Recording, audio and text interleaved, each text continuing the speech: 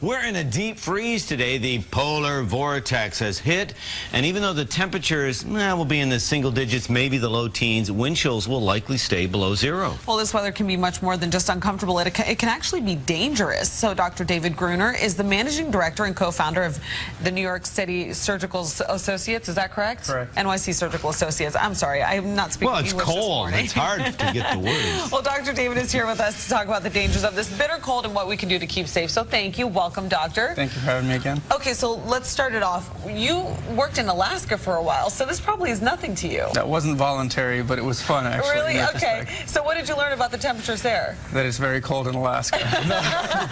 No, we learned there's a lot of cold weather injuries. People live in pretty underprotected environments. They're out in the wild a lot, so you see a lot of frostbite. There's a lot of alcoholics, actually, in the Eskimo population, so you see a lot of delayed treatment for injuries out there. Is it true, though, before we move ahead, if you live in a predominantly cold weather climate, your blood is better capable to deal with the cold? They have hardier systems overall? Quite possibly. Your body adapts to a lot of long-term situations, but I think it's not a really reliable indicator of whether you're going to be able to tolerate it or not. Well, what are some of the biggest mistakes back in our climate you see people making when the temperatures and wind chills are this low?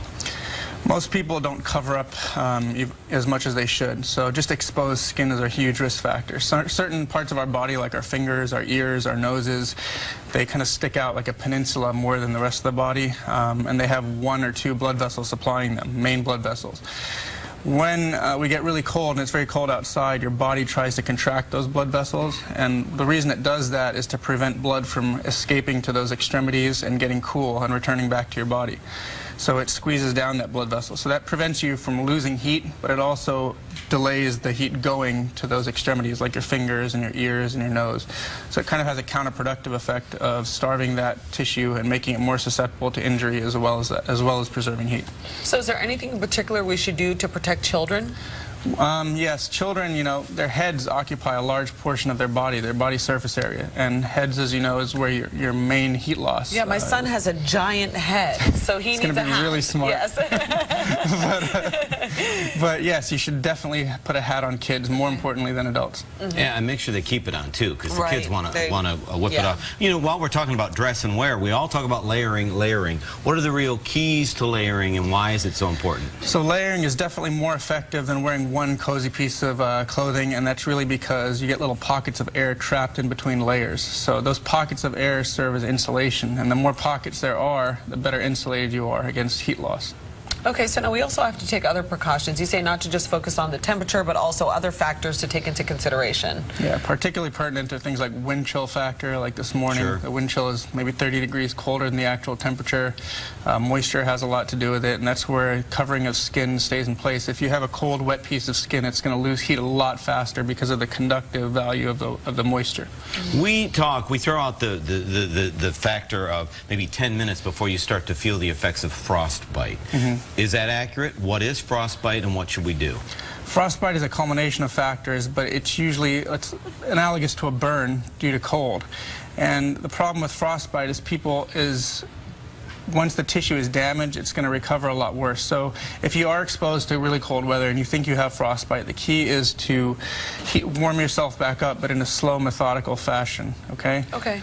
Yeah, so you say to take it slow, yeah. But so you put it under what, warm water or cold water to start? And water in general can warm things up a lot quicker, but you should not use a very hot, not a drastic temperature change. Drastic temperature changes are always bad for your body.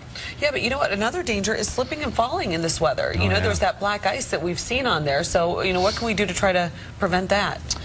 Don't go outside. Yeah, stay inside. I mean, be smart. Yeah, be cognizant of what's going on. Really pay attention. You know, even though black ice is black, you can really kind of say it looks like a little sheen on things. So you can kind of pay attention, hold on to things if you're at an incline or a decline. You know, be careful. And if you fall down and you think you have a fracture, some key things to look for are point tenderness. So point tenderness is basically, and it can be mistaken for a bruise a lot of time, but one of the problems that people mostly have are occult fractures, are things that they didn't realize were fractured later. And that's because a lot of fractures can be non-displaced or not have any movement of bone.